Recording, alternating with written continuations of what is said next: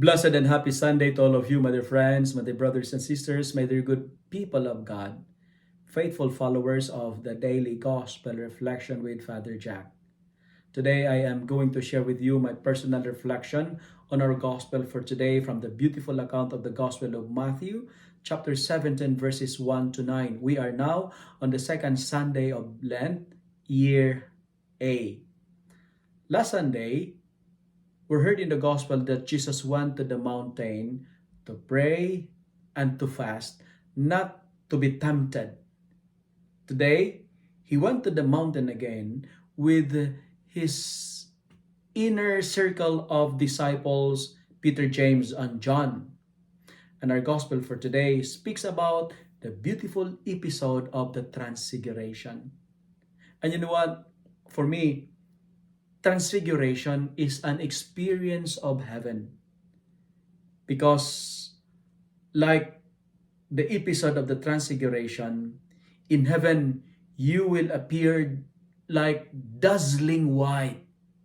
And white is a symbol of peace and purity. White is associated to perfection and cleanliness. Heaven is a perfect place. No one is dirty in heaven.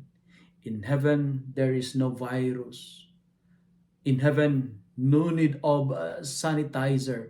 You will appear like dazzling white. That's why in my reflection for today, let me highlight my reflection by answering the question, how to reach heaven? Because I was just intrigued in there are two persons who appeared with Jesus when he transfigured before his disciples. That was Elijah and Moses.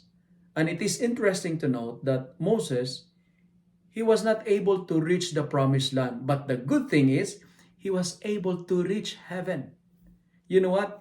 You may not able to attain your goal, your dreams in life. But what matters most is you reach heaven. And how to reach heaven? How to be in heaven? Let me answer the question by using our readings for today. In our first reading, in order for us to reach heaven, like Abraham, learn to listen and obey the Lord. Like Abraham, listen to Yahweh. You know, God is not asking us of success. God is not asking us of money. God is not asking us of anything. He just wanted us, to listen. Listen to Him and obey the Lord. My dear friends, I think this is the season of Lent is all about. Lent is all about listening to God. Listen more and talk less. When you are like, you will be more happier if you speak less and listen more. In our responsorial psalm today, in order for us to reach heaven, we are encouraged to, the suggestion is to hope and to walk in the ways of the Lord.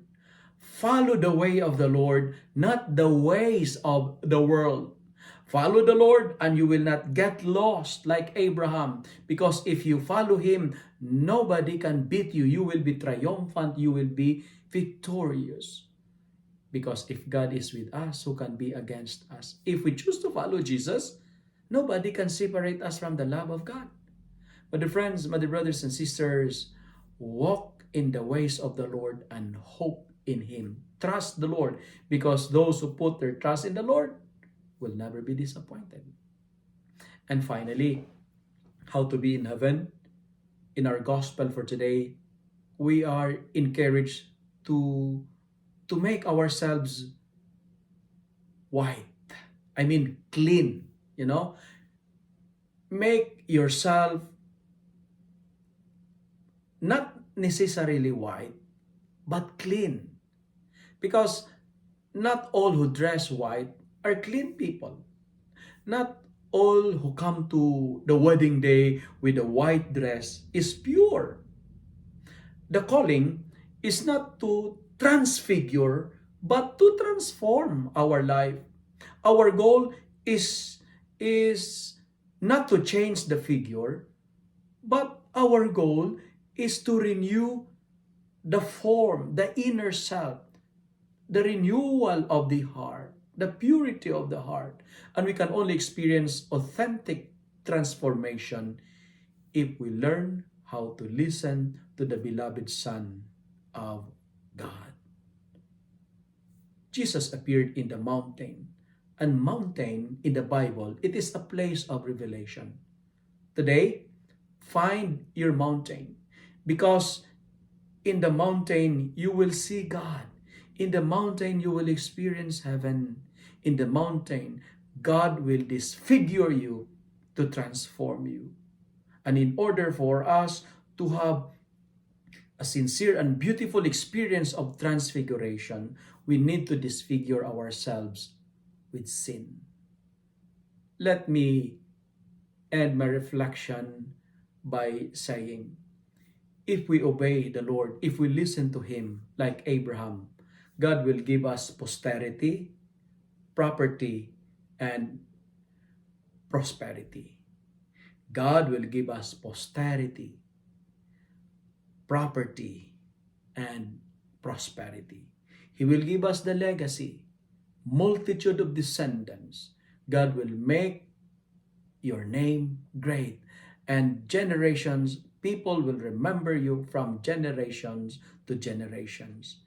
If we listen to God, if we obey Him, He will give us like a powerful authority and leadership.